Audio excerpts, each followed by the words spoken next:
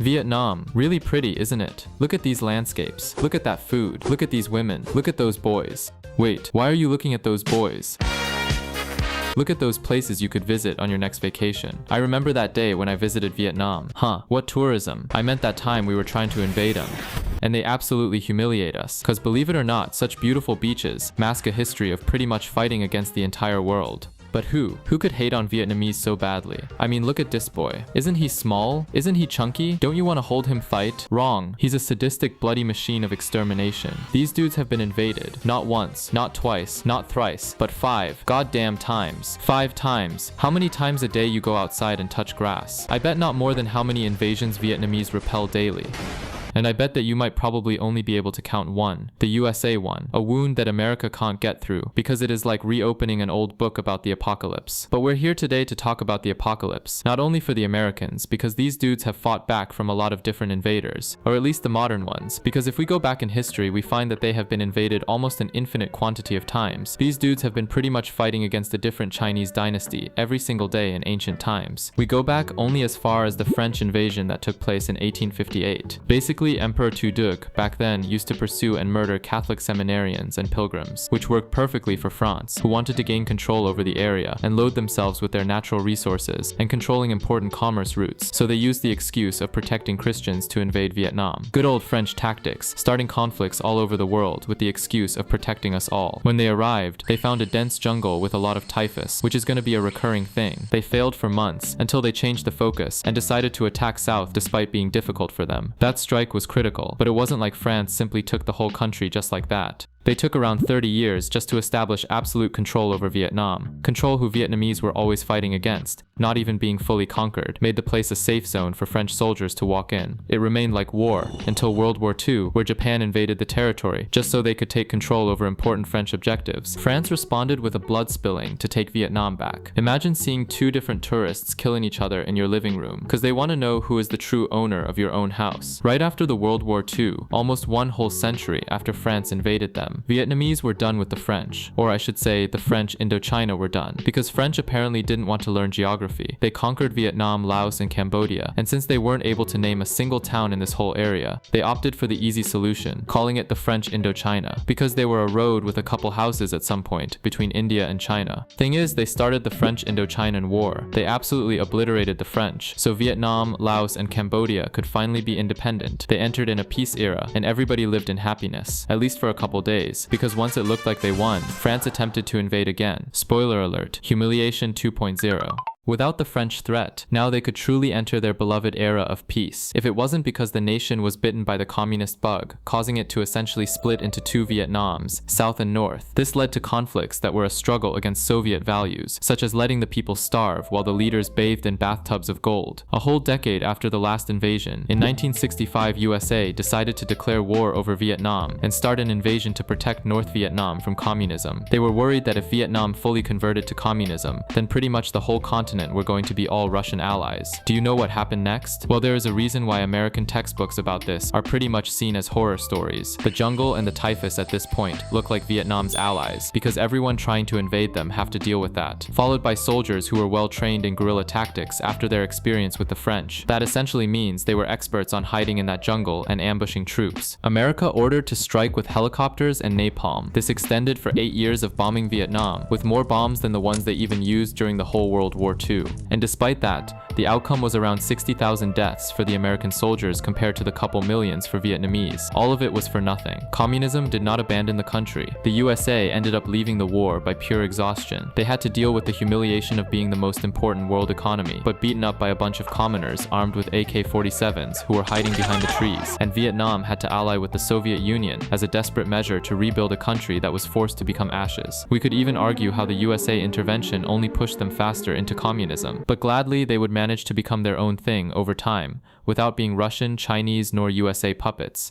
So from now on, all good, we are going to finally have that beloved era of peace. Nope. Just no. Didn't you attend when I told you that these dudes can't avoid conflict and invasion? They repelled the Americans in 1975, and by 1979 they were involved in trouble again. While Vietnam was celebrating their unexpected victory against the biggest army of those times, their neighboring country, Cambodia, was experiencing the rise of one of the most stupid Hitler/Stalin wannabes, Pol Pot.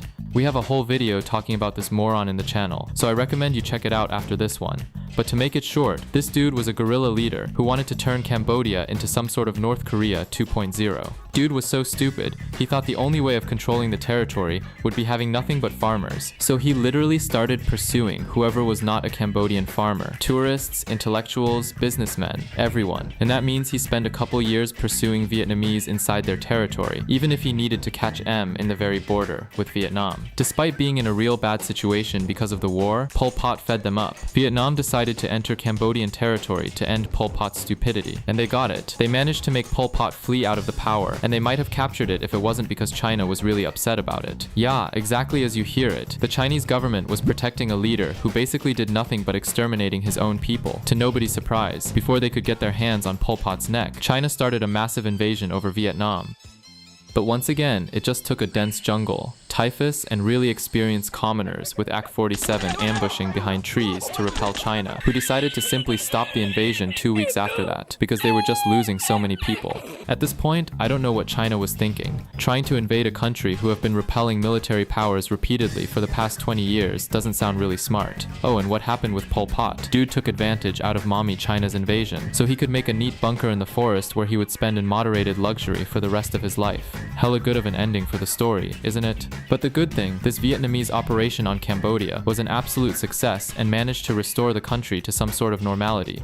So who's next? Well, in 1995, Spain invaded them. Nah, I'm just kidding. After all of that, nobody wanted to mess with the dudes whose national sport is humiliating military powers. By 1986, the Communist Party did something I have never seen any other party do. They recognized their errors.